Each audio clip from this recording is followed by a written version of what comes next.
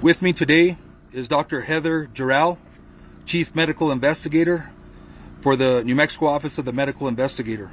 Dr. Aaron Phipps, New Mexico State Public Health Veterinarian, New Mexico Department of Health, and also Chief Brian Moya, Santa Fe City Fire Department.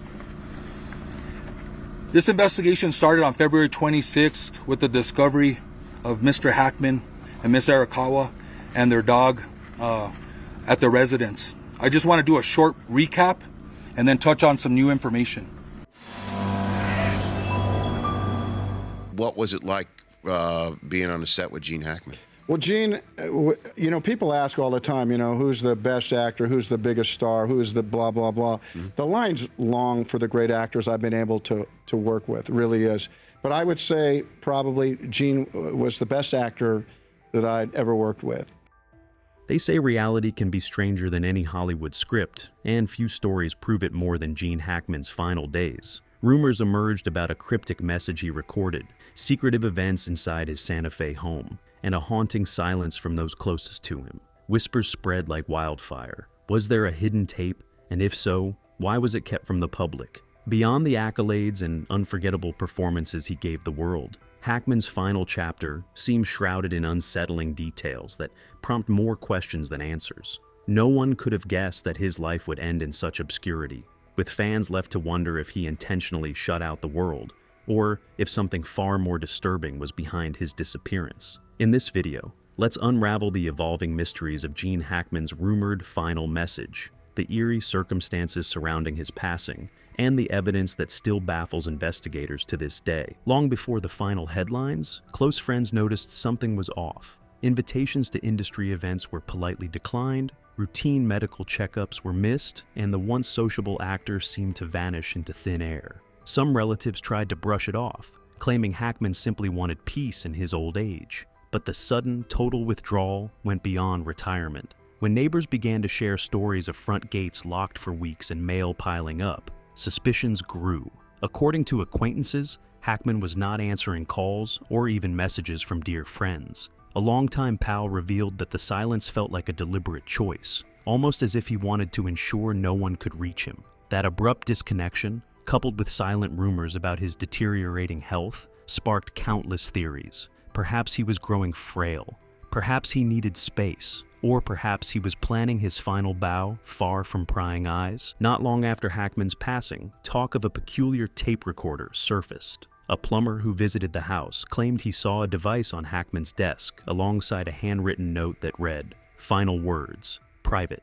Once police arrived, that very recorder was found wiped clean. But gossip spread that somewhere, a hidden copy might exist. Some believed it was a heartfelt testament, a sort of goodbye to a world that once adored him. Others suspected it contained confessions or darker secrets, possibly implicating those around him. Betsy Arakawa, his wife, reportedly mentioned to one housekeeper that she had protected Hackman's legacy. But no one knew what she meant. Did she erase something that would have tarnished his image, or did she shield a personal revelation he never wanted made public? The rumors only intensified when reporters asked the family for clarity. Cryptic statements like, "Let me be," and "Some things go with us when we leave," did little to calm people's curiosity. Rather, they fueled the notion that whatever was on that recorder was far more than a simple farewell. How about playing Lex Luthor in Superman? You enjoy playing the baddie, do you? It's great fun. I must say, it's like a license to steal.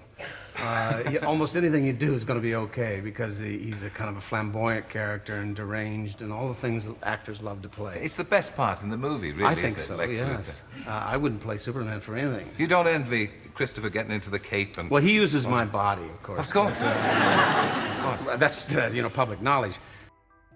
Details from law enforcement painted an unsettling scene in Hackman's final residence. Upon entry, officers found the house in near pristine condition, almost as if it had been staged. Tables were set with napkins placed at perfect angles, cups still containing traces of an amber-colored drink, and doorways locked from the inside. To many, it looked more like a careful arrangement than a spontaneous end-of-life setting. Even stranger were the allegations about Betsy's role in managing Hackman's day-to-day life during his final years. Some sources hinted that she controlled his medications, schedules, and even who got to visit. Medical shipments included powerful drugs typically prescribed for terminal illnesses. yet no conclusive diagnosis existed to justify them. And on a day that neighbors recall as quiet and uneventful, the home's security system was manually shut off. Nobody could confirm why. Rumors circulated that Betsy might have been both caretaker and gatekeeper, deciding how much of the outside world Hackman got to see. Yet, the arrangement of the house, down to a single silver hair found near the tape recorder, made it unclear whether she was protecting him from external stress or hiding evidence of something more complicated. If these circumstances weren't bizarre enough, the couple's medical records raised fresh concerns. Strong medications kept arriving at their doorstep, though Hackman's own doctor reportedly had no knowledge of ongoing treatments that severe. Investigators found themselves questioning every prescription, analyzing whether the actor might have been exposed to something toxic or administered medication he didn't truly need. An additional layer of confusion involved the dogs in the home. One dog, initially misidentified, was found deceased. 2 others were alive, but clearly neglected, appearing weak and malnourished. Some experts insist that verifying whether these animals ingested any harmful substance could provide clues to the couple's final hours. Why did one dog not survive, while the others clung to life? And if the dogs had been left without care, it hinted that Hackman and Betsy may have been incapacitated for days before anyone discovered what had happened.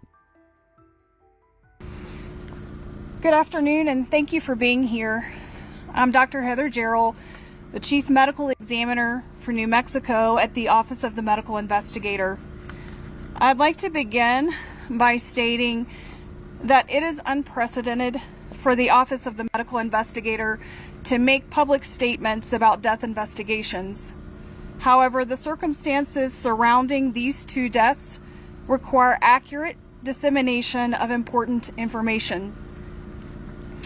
I've also spoken with the Hackman family prior to this conference, who are aware of the autopsy findings and conclusions and are aware of this conference.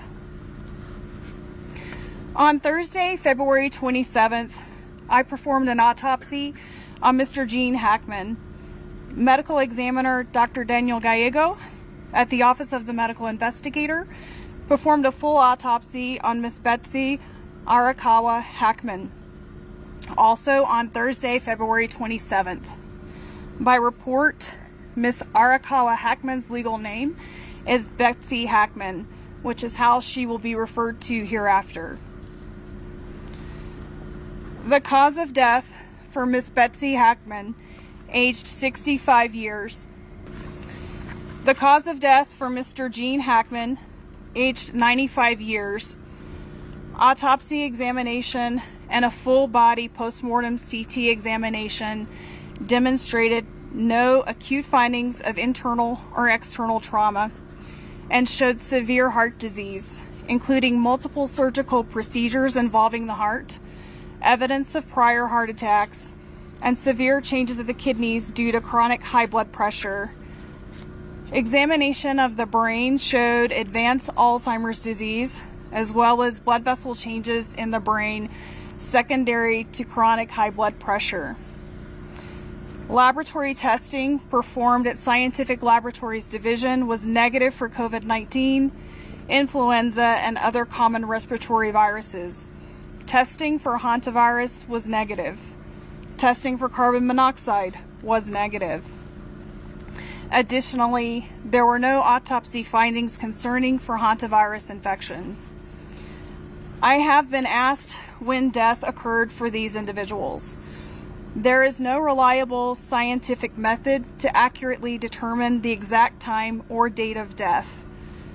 Mr. Hackman's initial pacemaker data revealed cardiac activity on February 17th, with subsequent pacemaker interrogation demonstrating an abnormal rhythm of atrial fibrillation on February 18th, which was the last record of heart activity. Based on this information, it is reasonable to conclude that Mr. Hackman probably died around February 18th. Based on the circumstances, it is reasonable to conclude that Ms. Hackman passed away first, with February 11th being the last time that she was known to be alive. Speculation ran rampant. Some theorized that the strong medications were part of a misguided attempt at home hospice care, and in his weakened state, Hackman accidentally took an overdose. Others suggested a mutual pact between husband and wife, pointing to the strange arrangement of the house and the potential existence of a farewell recording. More sinister accusations included the possibility of foul play, though there was little overt evidence pointing in that direction.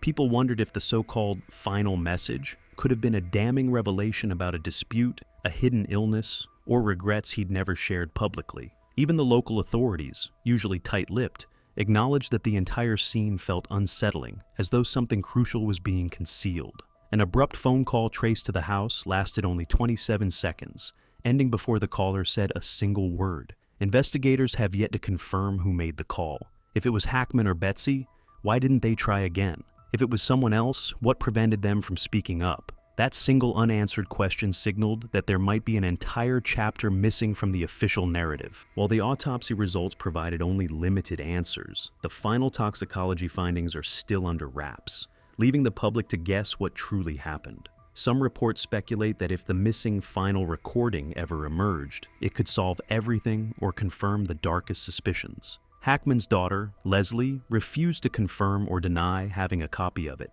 Each time she was pressed for answers, she offered vague statements suggesting some secrets should remain hidden. In a place like Santa Fe, legends grow fast. Curious locals have whispered about the Whispering House, claiming strange sounds linger in empty rooms at night. Filmmakers, rumor has it, experience technical malfunctions when trying to capture footage. Whether any of that is real or simply local lore, the house's ominous reputation underscores how deeply people remain invested in Hackman's untold story. For those who followed his career, the idea of the actor's last days being cloaked in enigma is heartbreaking.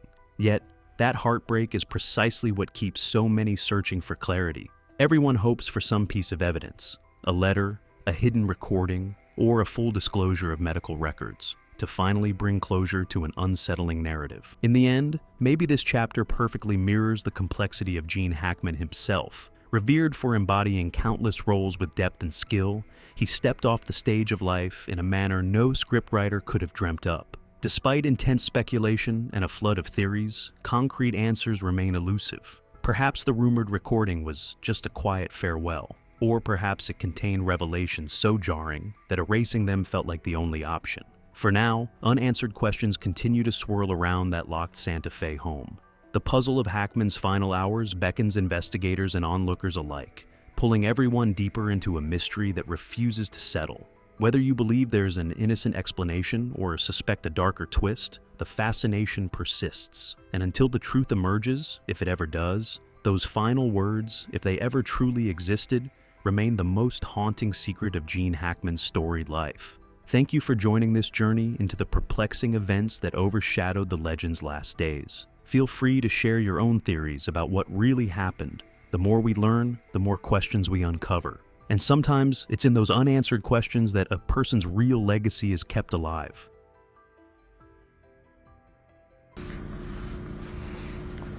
Good afternoon, and thank you for being here. I'm Dr. Heather Jarrell, the Chief Medical Examiner for New Mexico at the Office of the Medical Investigator. I'd like to begin by stating that it is unprecedented for the Office of the Medical Investigator to make public statements about death investigations. However, the circumstances surrounding these two deaths require accurate dissemination of important information. I've also spoken with the Hackman family prior to this conference, who are aware of the autopsy findings and conclusions and are aware of this conference. On Thursday, February 27th, I performed an autopsy on Mr. Gene Hackman. Medical examiner Dr. Daniel Gallego at the Office of the Medical Investigator performed a full autopsy on Miss Betsy Arakawa Hackman, also on Thursday, February 27th. By report, Miss Arakawa Hackman's legal name is Betsy Hackman, which is how she will be referred to hereafter. The cause of death for Miss Betsy Hackman, aged 65 years, is hantavirus pulmonary syndrome. The manner of death is natural. Autopsy examination and full body postmortem CT demonstrated no findings of trauma internally or externally, with microscopic findings consistent with hantavirus pulmonary syndrome. Laboratory testing was positive for hantavirus at a clinical lab, with required confirmation testing positive at Scientific Laboratories Division. Testing for COVID-19, influenza, and other common respiratory viruses was negative. Testing for carbon monoxide was negative. There were no other significant natural disease findings.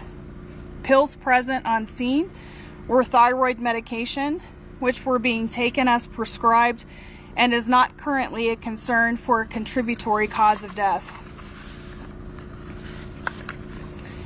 The cause of death for Mr. Gene Hackman, aged 95 years, is hypertensive and atherosclerotic cardiovascular disease, with Alzheimer's disease as a significant contributory factor. Autopsy examination and a full body postmortem CT examination demonstrated no acute findings of internal or external trauma and showed severe heart disease, including multiple surgical procedures involving the heart, evidence of prior heart attacks, and severe changes of the kidneys due to chronic high blood pressure. Examination of the brain showed advanced Alzheimer's disease, as well as blood vessel changes in the brain secondary to chronic high blood pressure. Laboratory testing performed at Scientific Laboratories Division was negative for COVID-19, influenza, and other common respiratory viruses. Testing for hantavirus was negative. Testing for carbon monoxide was negative. Additionally, there were no autopsy findings concerning for hantavirus infection. I have been asked when death occurred for these individuals. There is no reliable scientific method to accurately determine the exact time or date of death. Mr. Hackman's initial pacemaker data revealed cardiac activity on February 17th, with subsequent pacemaker interrogation demonstrating an abnormal rhythm of atrial fibrillation on February 18th, which was the last record of heart activity. Based on this information, it is reasonable to conclude that Mr. Hackman probably died around February 18th. Based on the circumstances, it is reasonable to conclude that Ms. Hackman passed away first, with February 11th being the last time that she was known to be alive. Lastly, clinically, hantavirus infection is characterized by flu-like symptoms consisting of fever, muscle aches, cough, sometimes vomiting and diarrhea that can progress to shortness of breath and cardiac or heart failure and lung failure. This occurs after a 1 to 8 week exposure to excrement from a primarily particular mouse species that carries hantavirus. The mortality of hantavirus, the mortality rate of the hantavirus strain in the Southwest is about 38 to 50%. The hantavirus strains in the United States are not transmissible from person to